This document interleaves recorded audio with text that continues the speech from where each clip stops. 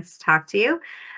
So for those that don't know me, my name is Jing. I'm the brand manager here at Hasbro. And of course, we have with us Chris. Quickly yeah. Everyone knows him. Hey, everybody. Please do a quick intro.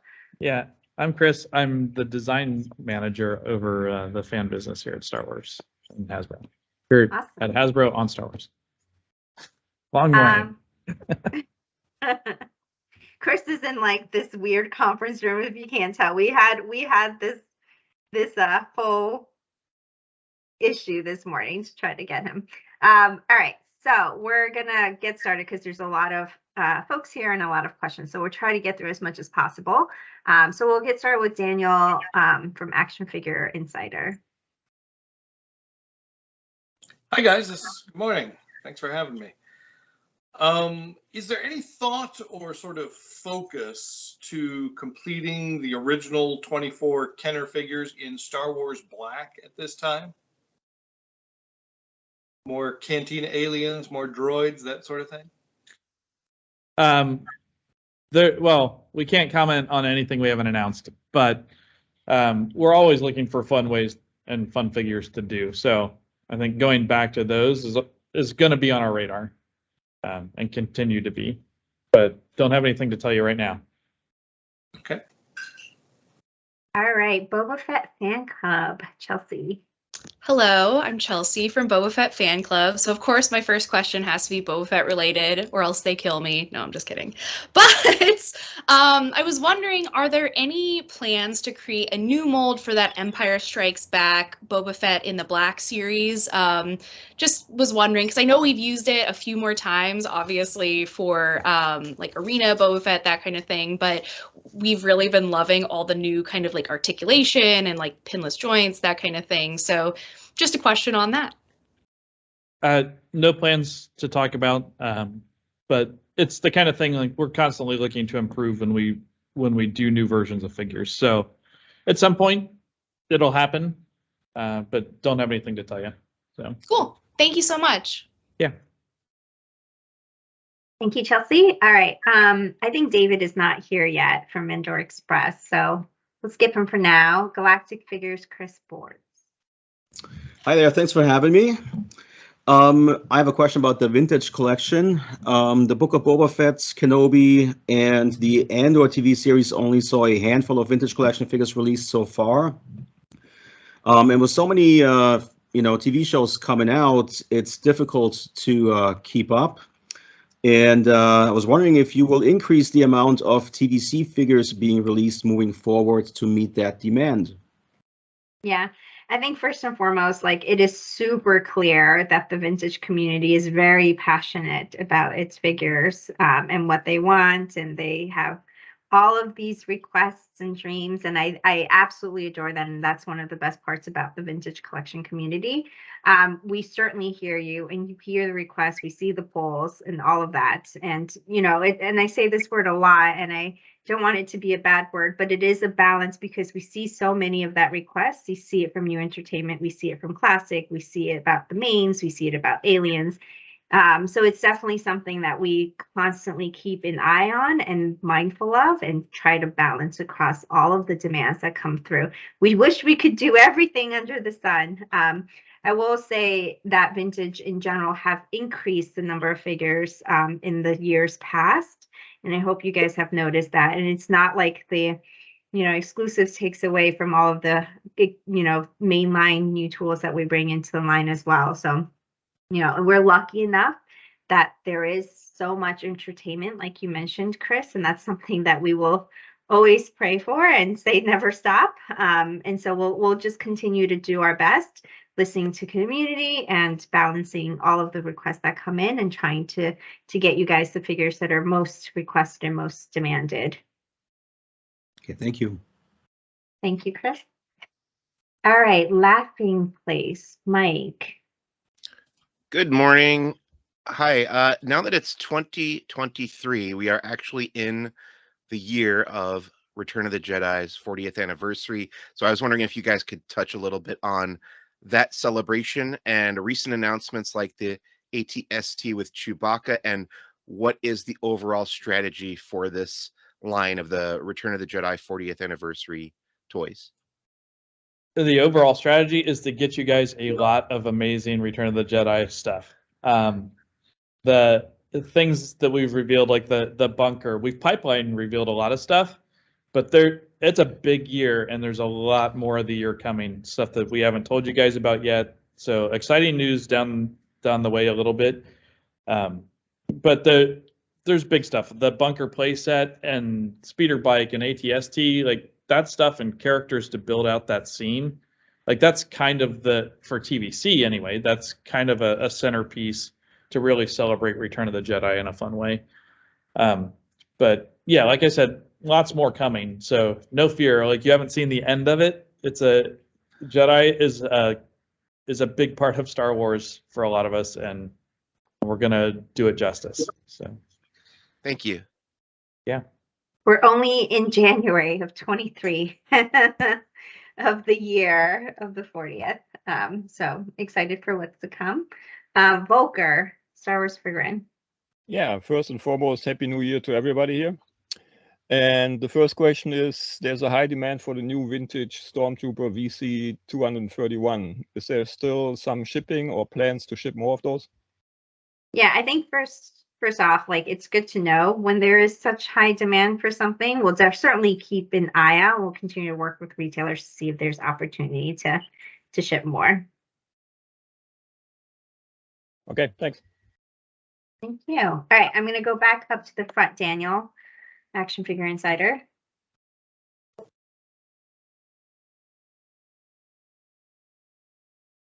Sorry, you're on mute. There's kind of a perception that I've started to see among collectors that they feel like there is a Boba Fett tax. Anytime a Boba Fett figure is announced, he's usually classified as a deluxe figure, and he usually has, an additional price tag of $5 to $9 over what the other figures are, depending on the scale. Can you kind of speak to the reasoning behind that kind of pricing on popular characters like that, or is it just because he has a lot of 8 deco? Yeah, it is very much a real thing. Like he is a more expensive figure in general. The amount of parts and assembly labor to put him together is unique amongst Star Wars figures. I mean, all those different pieces, the chest armor, the shoulder pieces, even like the little rangefinder that moves, all that stuff, multiple piece backpacks, gauntlets, hoses on his arms, it all adds up, and it really is about that assembly labor and piece count that really drives his cost. So we're constantly trying to keep those prices in check, but he is one of those figures that he is always going to be more elaborate to do him justice and keep him in line detail wise and feature wise with other figures.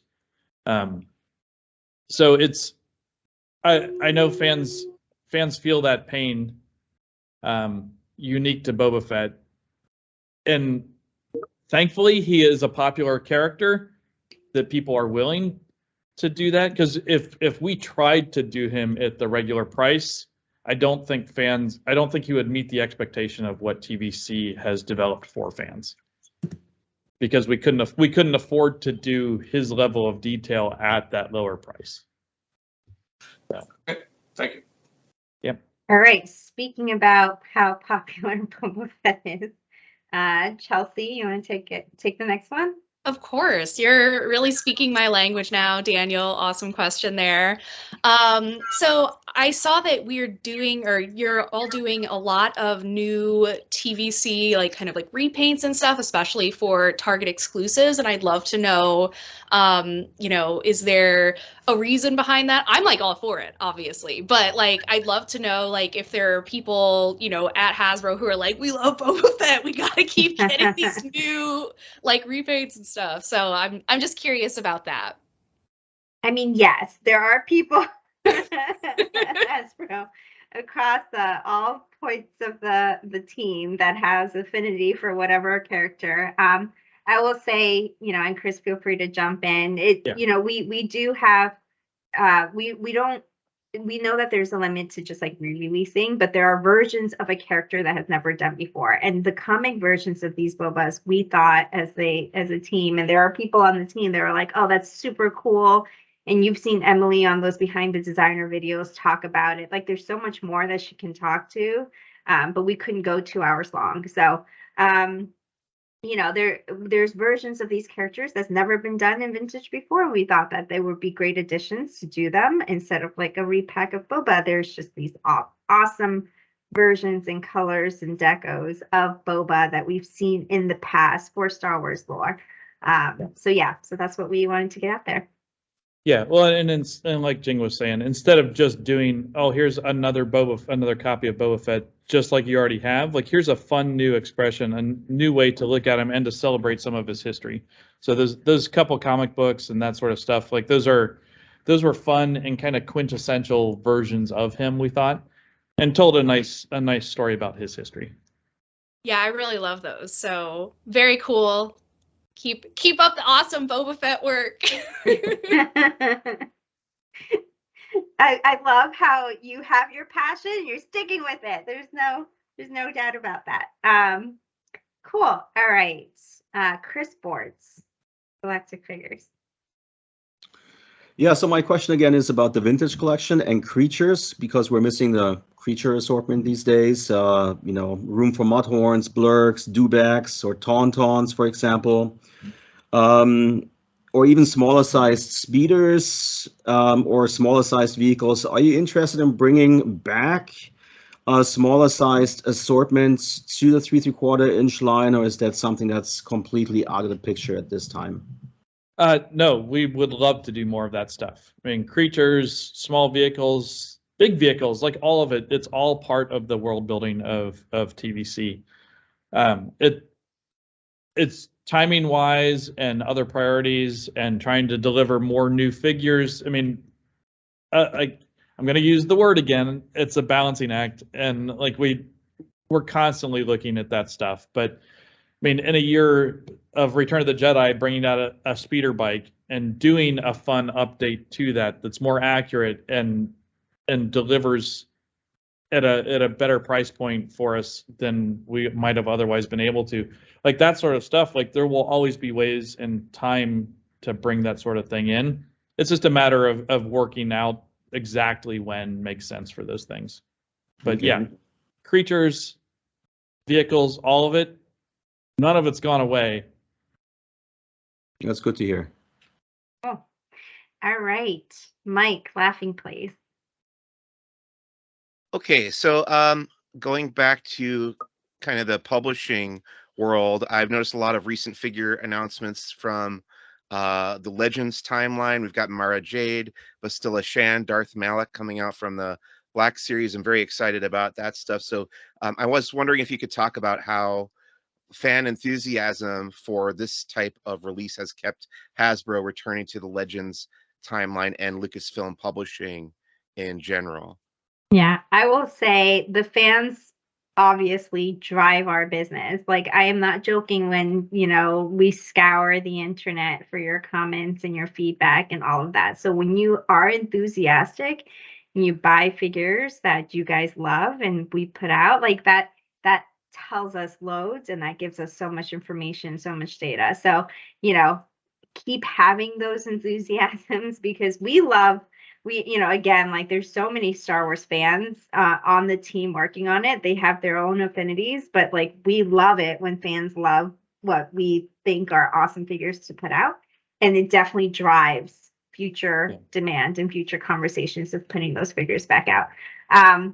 Or, you know, along those lines. The best thing we can do is give you guys exactly what you want. What you want for it. Yeah.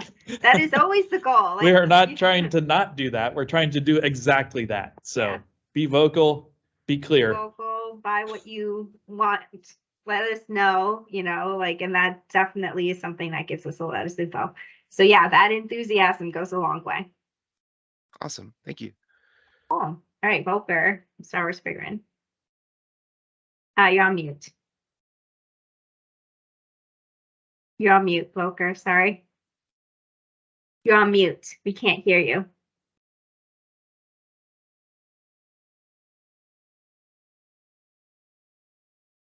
Can you hear me now? Yes. Yep. Okay, good. Actually, we're at a good point here. Fans actually want to see the 96 completed and all the original figures brought to TVC standard. So when can we expect to see more of those, or actually the rest of them? There's no timeline. Oh, come on. We do those as we can. Some of those figures are just obscure characters, and prioritizing a vintage classic trilogy obscure character over a new character from what's hot on TV that's a tough decision. So it's not a decision that will never get made. And we hope to eventually get to that stuff, but there's no hashtag Chris's promise here or anything, but we do want to do that. It's something we would love to do and get to the original 96 in TVC. When is its own beast, and like I said, we hope to just do it naturally and fill that void. TVC is not going away, so hopefully we have many years ahead of us to do that. Thanks for now. We'll throw a big party in a poker room, invite you. It'll be a big ordeal. Action Figure Insider. All right.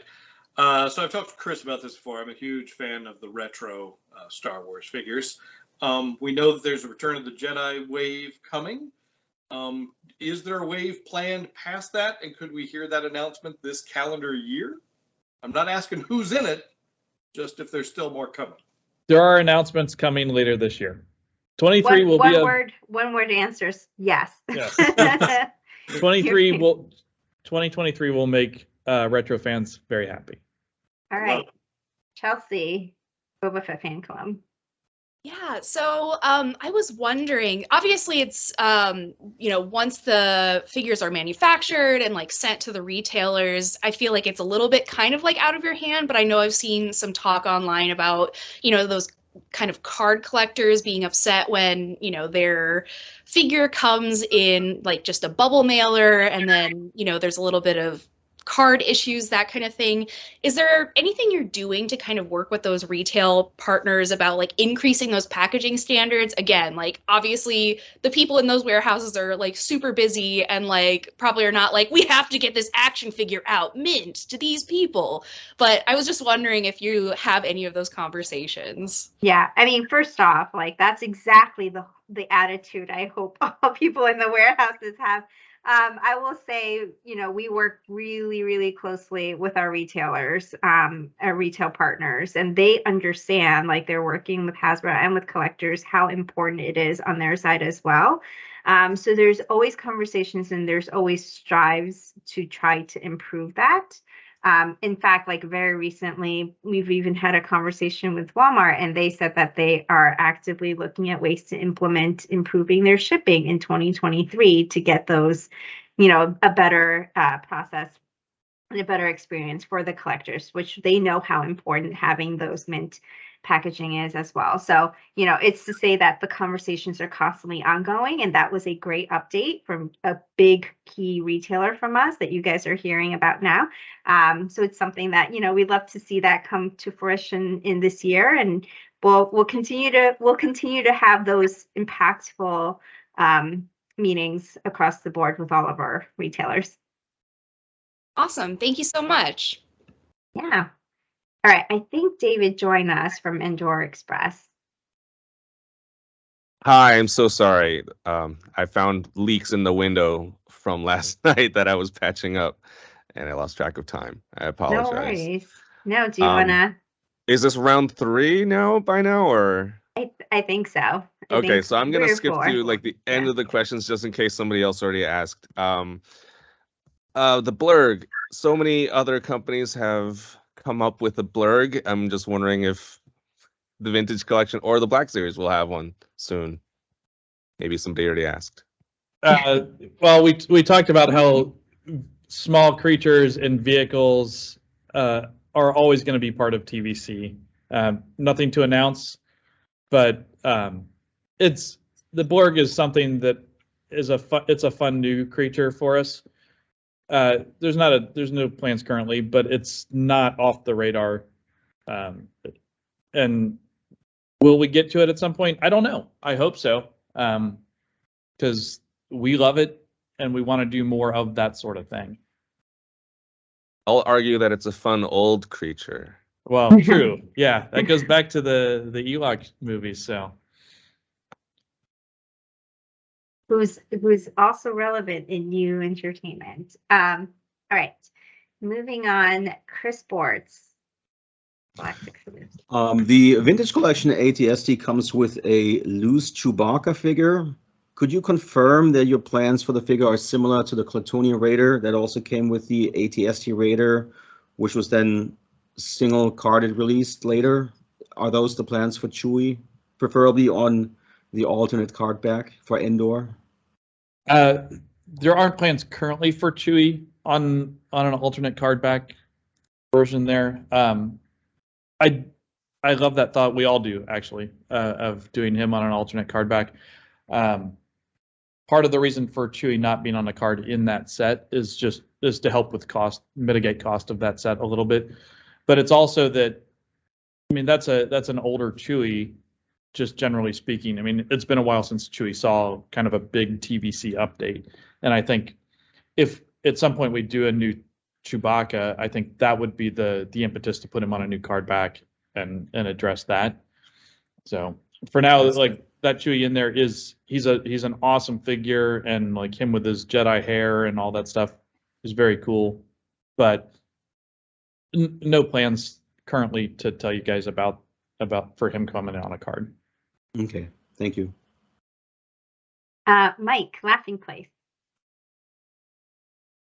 I have a question about Hasbro's relationship with Disney parks. I was wondering if you guys could talk about the decision-making process. You guys have put out some great exclusives through the parks and Shop Disney and stuff. So can you just talk about that relationship? I would love to see more of those 3-packs. I'd love to see more Galaxy's Edge figures like Vi Marati and Doc Ondar getting representation in the toys. But can you just talk about that relationship? Yeah, I mean, absolutely.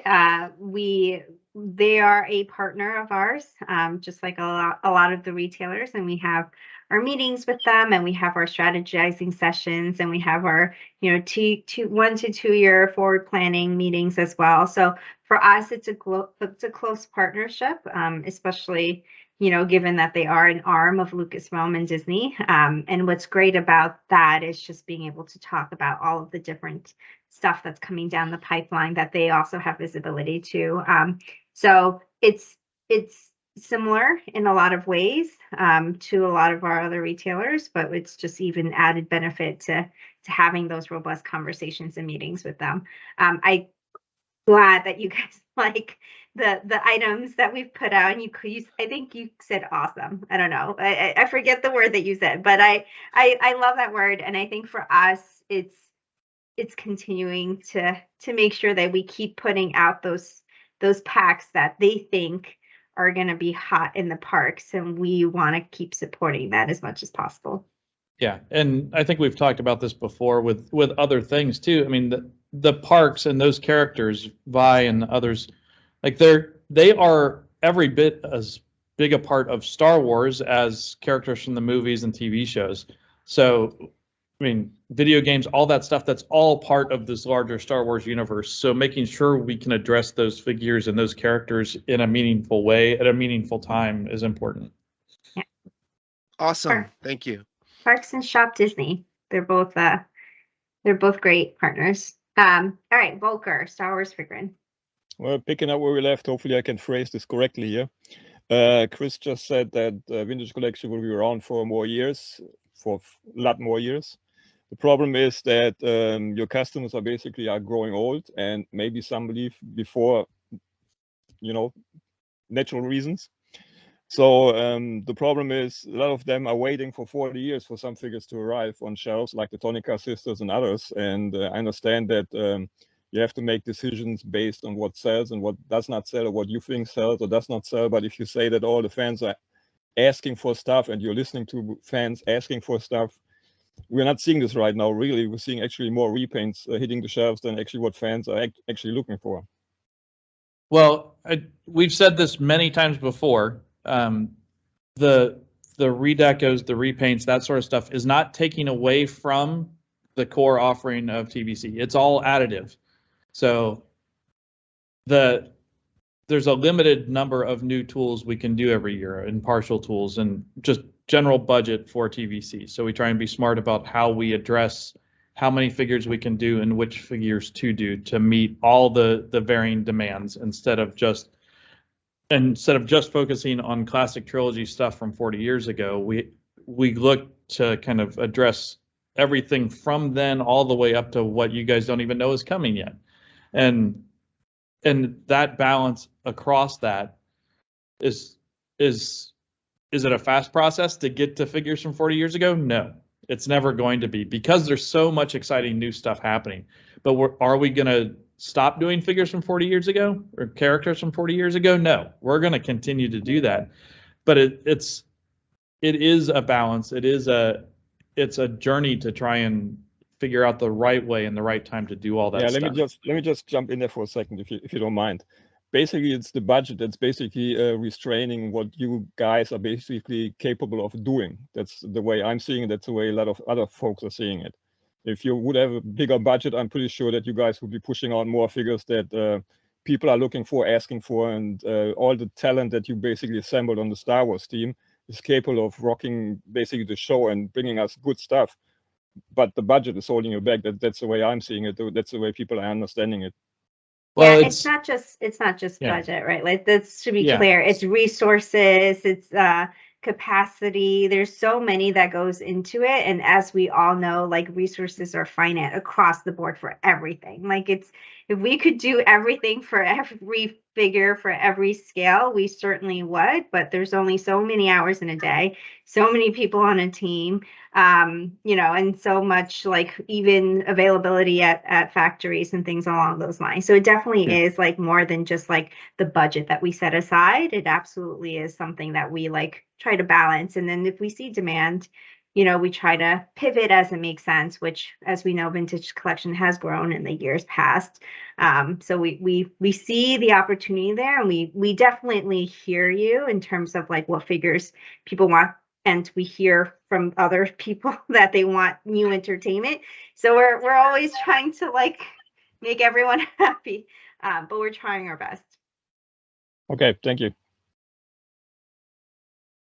Great. All right, we have 4 minutes, so if possible, I'm going to try to make this really quick. We'll try to do this really quick. Do we have, actually, I think we're probably not going to be able to get through all of these questions in 4 minutes. I will say, Speed round. Yeah, I don't know. If you have quick questions, let's try to get through some of those quick ones. Action Figure Insider, Daniel. All right, quick question. There's a rich history in the Star Wars toy universe of designer toys like the Imperial Troop Transport and mini rigs and the original Cantina Aliens, where it was designs that came from designers, not necessarily from the movies. Is there any appetite for that sort of thing still? As a designer, yes. Please. Would love to do more of that sort of stuff. I think we all would. So we'll try and figure out a way to do that. Your guys' job is to buy as much of it as you possibly can. Chris, you got to sign every single one. Hey, if you can track me down, I will sign anything you have. Chelsea. Will we ever see blasters in the FX Elite series, or are they kind of like the purview of Nerf? Effectively the purview of Nerf. Doing realistic Black Series premium roleplay blasters, I think, is problematic for all the reasons you guys already know. Yeah. But Nerf is a great place to do it. Yeah. Good short question. Next. Yeah. David, Endor Express. Just quickly, how are the Black Series helmets and lightsabers doing, and is there a lot more coming? Well, and yes.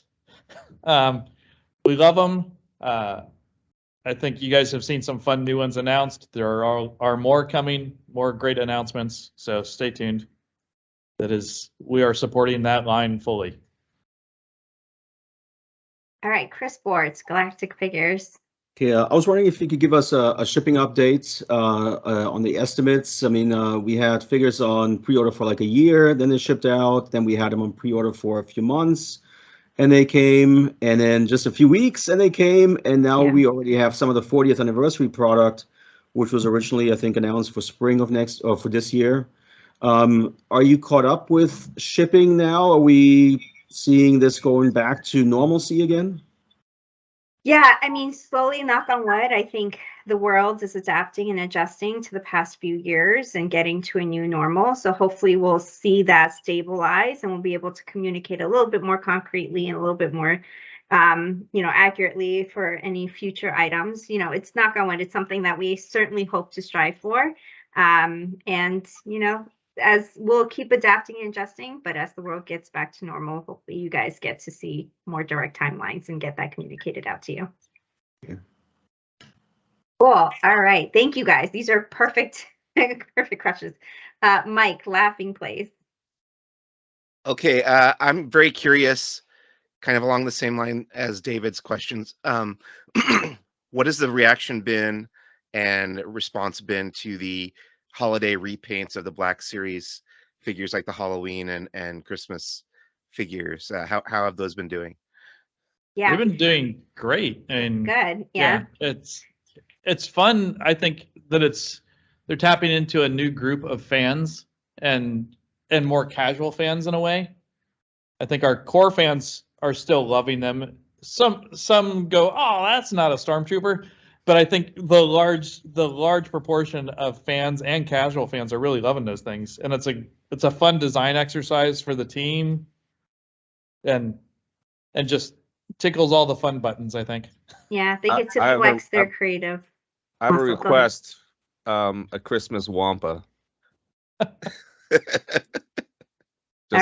Just throwing it out there. But continue. Sorry. Stormtrooper, one of my favorite figures ever. Okay. Yeah, especially the expansion to Halloween, I think it's so fun.